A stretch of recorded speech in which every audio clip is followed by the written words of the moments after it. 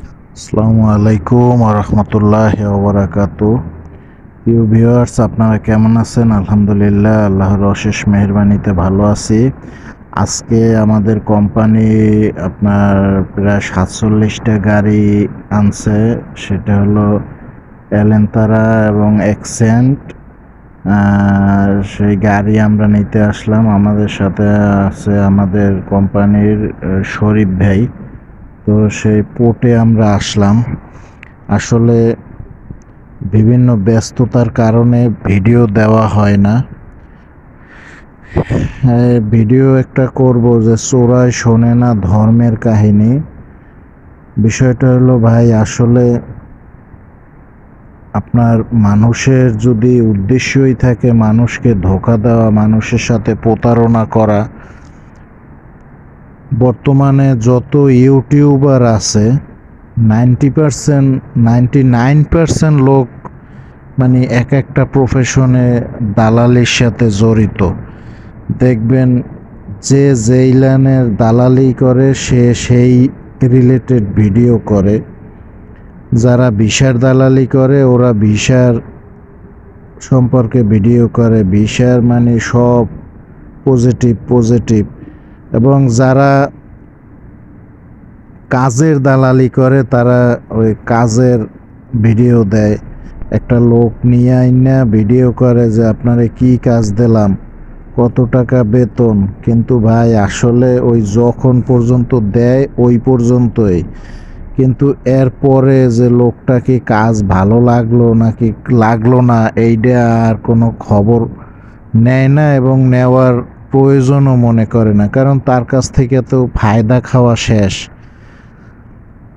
তদ্রূপ যারা ভিসার দালালি করে ওরা ওই যতক্ষণ পর্যন্ত মানে টাকাটা হাতে নেওয়া হয় ওই পর্যন্তই। তারপরে লোকটা কাজ কিভাবে করবে কি করবে না, করতে পারবে কি পারবে না, এইটা তাদের দেখার বিষয় না। তো দেখবেন যে যেই লাইনে আর কি ভিডিও করে, যে যেই লাইনে দালালি করে, যে যেই লাইনে কাজ করে সে সেই লাইনের ভিডিও দেবে। এক গ্রুপ দেখবেন যে কাজের রিভিউ, এক গ্রুপ দেখবেন যে ভিসার রিভিউ, এক গ্রুপ দেখবেন যে এই ফুড ডেলিভারি, এবং এই ফুড ডেলিভারি বেতন পাইছে এই মাসে ৫,০০০, এই মাসে ৬,০০০। মানে আসলে যে বাস্তবতাটা যে কি, কিন্তু অরিজিনাল কথাটা কেউই বলে না ভাই, বুঝছেন? মানুষের ধোঁকা দেওয়ার জন্য, মানুষের সাথে প্রতারণা করার জন্য এই শুধু ভিডিও দেয়। কিন্তু আমরা কিছু আসলে কলুর বলদ মানুষ আছি, আমরাও সেই ভিডিও দেখে মানে আমরা হুমড়ি খাইয়া পড়ি। কি বলবো, মানে খুব খারাপ লাগে আসলে যে মানুষ এইরকম মিথ্যা কথা বইলা মানুষে এইরকম ধোঁকা দেয়, প্রতারণা করে। এরা মৃত্যুর ভয় না থাকলে সব কিছুই সম্ভব মানুষের দ্বারা। মানুষের একটা হইলো ভুল আর একটা হইলো ইচ্ছাকৃত ভুল, একটা হইলো অনিচ্ছাকৃত ভুল, একটা হইলো ইচ্ছাকৃত ভুল। অনিচ্ছাকৃত ভুল হইলো যেটা আপনার হাতে নাই, কিন্তু আপনিও পরিস্থিতির শিকার, আপনার সাথে একজনে অদা দিছে, সেইটা খেলাপ করছে, সেটা পরিস্থিতির শিকার, সেটা হলো অনিচ্ছাকৃত ভুল। কিন্তু আরেকটা বিষয় হলো যে আপনার এই উদ্দেশ্য মানে প্রতারণা করার, সেইটা হলো আরেক বিষয়। দেখবেন যে যারা অন্যায় করে, যারা মানে খারাপ কাজ করে, এদের আস্তে আস্তে কিন্তু ওইটা সহ্য হয়ে যায়। তখন তারা আর কিছু মনেই করে না যে এইটা অন্যায়, এইটা খারাপ কাজ। এরা মনে করে দেউ কি হয়। তদ্রূপ ভাই, আসলে নিজের কাছে খুব খারাপ লাগে যে মানুষ হয়ে মানুষের সাথে এইভাবে প্রতারণা করে, এবং এই সৌদির মতন পবিত্র একটা জায়গায় বইয়া এইভাবে যে মানুষে প্রতারণা করে, খুব হৃদয়ে রক্তক্ষরণ হয়। তারপরও কিছু বলার নাই। কি বলবো, বললে তো মানুষ শোনে না। ওই সবাই আর কি ওই যখন একটু ভিডিও দেখে তখন, এরপরে যেই লাউ সেই কদু, মাঝখান থেকে ফায়দা হয় খারাপ মানুষের, যারা খারাপ কাজ করে তাদের। কিন্তু আমার কাছে খুবই খারাপ লাগে, হৃদয়ে রক্তক্ষরণ হয় একটা মানুষ যদি অসহায় দেখি, খুব খারাপ লাগে।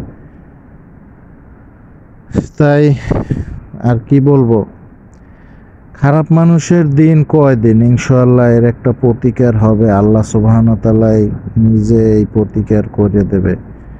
যাই হোক ভাই, আপনারা সচেতন হন। আসলে আমার নিকটাত্মীয়দেরকেও বলার পরেও তারা মনে করে কি যে আসলে সবাই মনে করে না, তারা না, আমিও মনে করছি যে না, গেলে মনে হয় অনেক ফায়দা, অনেক ফায়দা। কিন্তু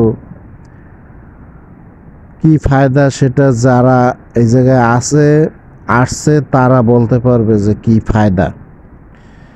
আর একটা বিষয় হইল ইন্নেমাল আমানুল বিল নিয়াত, প্রত্যেকটা কাজের ফলাফল নিয়তের উপর নির্ভরশীল।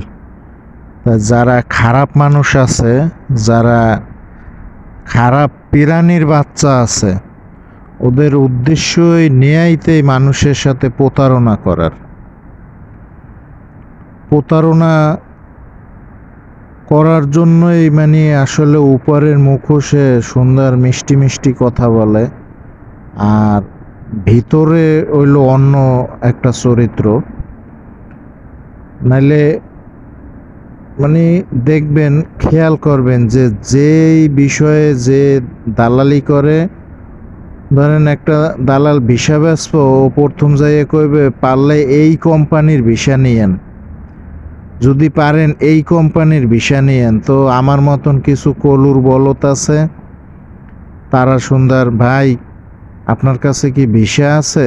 তখন ওই দালালে করে কি, আমি একটা নাম্বার দিলাম, এই কোম্পানির নাম্বার, এই নাম্বারে যোগাযোগ করেন। আসলে কিন্তু ওরই লোক, ওরই মানে সবই। তখন ওই আমরা তো বুঝি ভাই কি ফেরেস্তা মানুষ, নাউজুবিল্লাহ, সে